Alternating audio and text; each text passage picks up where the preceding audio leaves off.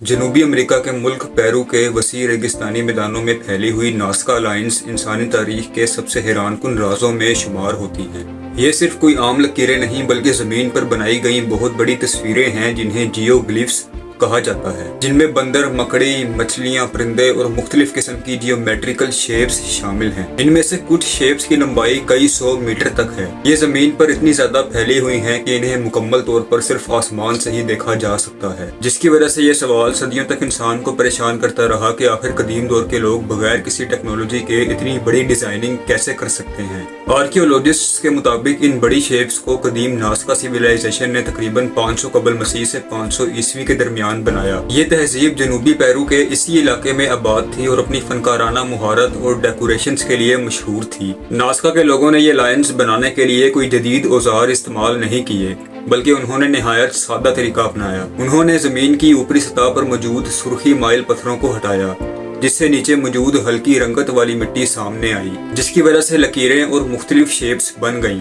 इस इलाके में बारिश ना होने के बराबर है और हवा भी कम चलती है, इसलिए ये लाइन्स हजारों साल गुजरने के बावजूद भी आज तक महफूज हैं। सवाल ये है कि नाज़का के लोगों ने इतनी बड़ी शेप्स कैसे बनाई जबकि वो इन्हें ऊपर से देख भी नहीं सकते थे। माहिरीन के मुताबिक नाज़का के लोग जमीन पर छोटे मॉडल्स बनाते थे, फिर बाद में रस्सियों और लकड़ी के खूंटों की मदद से इन डिजाइन्स को बड़े पैमाने पर मुंतकिल किया जाता था। यह भी साबित किया गया है कि चंद लोग मिलकर सादा औजारों के जरिए ऐसी बड़ी शेप्स बना सकते हैं जिसके लिए किसी टेक्नोलॉजी की जरूरत नहीं पड़ती। अब सवाल पैदा होता है कि इन लाइंस का मकसद क्या था। इस बारे में कई नजरियात मौजूद हैं और यही चीज इसको मजीद पुरअसरार बनाती है। एक नजरिया ये है कि ये मजहबी रसूमात के लिए बनाई गई थी। नाज़का के लोग फितरत की कुव्वतों, खास तौर पर बारिश और पानी के देवताओं पर यकीन रखते थे। क्योंकि यह इलाका इंतहाई खुश्क है, इसलिए पानी इनके लिए जिंदगी और मौत का मसला था। कुछ माहिरीन का यह भी ख्याल है कि ये लाइंस देवताओं को खुश करने या फिर बारिश की दुआओं के लिए बनाई गई थी और फिर लोग इन पर चल कर मजहबी रसूमात अदा करते थे।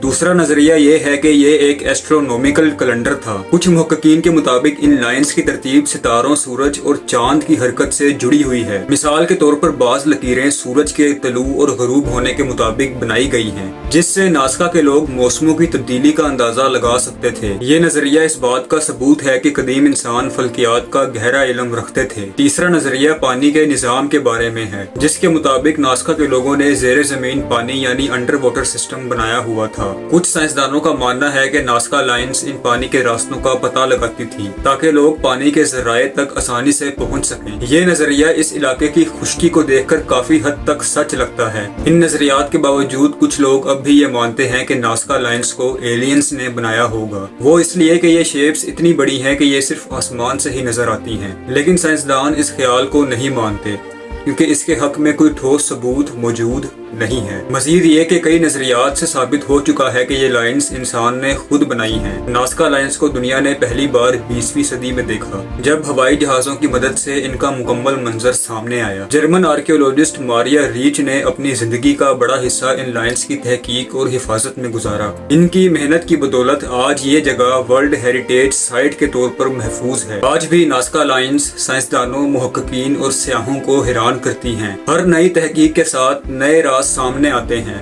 मगर मुकम्मल सच्चाई अब भी पर्दे में है। आखिर में सवाल ये है कि क्या ये फन था, मजहब था या साइंस थी, या कुछ ऐसा जो हम अब तक नहीं समझ पाए। इन्हीं राजों ने नाज़का लाइंस को हमेशा के लिए एक अनसॉल्व्ड मिस्ट्री बना दिया है।